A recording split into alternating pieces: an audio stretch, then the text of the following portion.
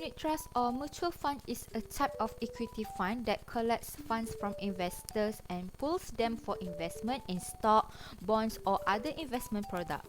The return from the investment is paid back to the investors proportionately after deducting the costs related to the fund and the administration fee or the fund's portion of the profit depending on the contract use. These funds are similar to their conventional counterparts but differ in their mode of financing and in the nature of their investment, which must of course be Sharia compliant. Islamic unit trusts are managed per one of the following three Islamic contracts, which are Mudarabah, Ijarah, and Murabahah. The main feature that distinguishes Islamic fund management from conventional investment is its compliance with Sharia law. Islamic funds must comply with Sharia compliant economic activities and invest only in companies that meet Sharia requirements. In addition, Islamic funds should not invest in conventional banks that offer products with fixed interest rate but can invest in Islamic securities and Islamic financial institutions. Islamic funds must also refrain from investing in companies engaged in products prohibited by Islamic law such as alcohol, gambling, and pornography. After eliminating companies with major business activities that do not comply with Sharia requirements, quantitative filters in the form of financial ratios are used to ensure that Sharia compliant companies generate their income with adequate financial resources and without excessive debt. In addition, Islamic funds can only be active in leasing through the use of Islamic financial instruments and cannot obtain or provide conventional loans or invest in conventional beneficial products, including conventional debt securities. Cash held by a fund can only be invested in Sharia-compliant short-term investment products such as money market instruments. Following the unit trust funds involved are Sharia-compliant unit trust fund. The analysis focus on aspect of the application of Sharia principle, investment determination, and investment criteria. In Sharia-compliant unit trust transaction, there are several Sharia contract involved. For example, al-musyarakah contract exists among the unit holders for transaction in the prescribed instrument with the intention that the profits to be earned will be shared among them according to their respective capital contribution or other profit ratio agree. The implementation of the buy contract, which is sale and purchase, will take place between the unit holder and the fund management company when the unit sale and purchase take place before or after the investment is made. The existence of wakalah contract that occurs between investors and fund managers when the manager acts as a representative on behalf of the company to invest fund provided by investor, while the application of the principle of al-wakalah bil al-ithmar, which is a contract of representation between unit holders and fund management companies for investment purposes, where the fund management company act as an agent to invest the client's money into Sharia compliant investment activities.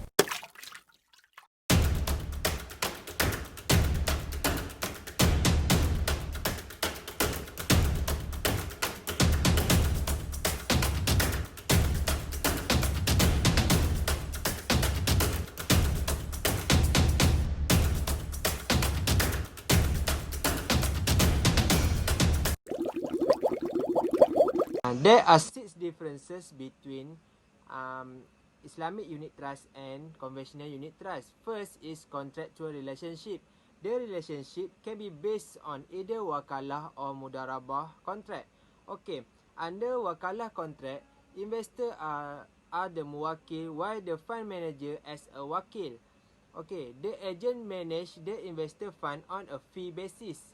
Okay, under mudarabah contract, the investor are the robul mal and the fund manager act as a mudarib.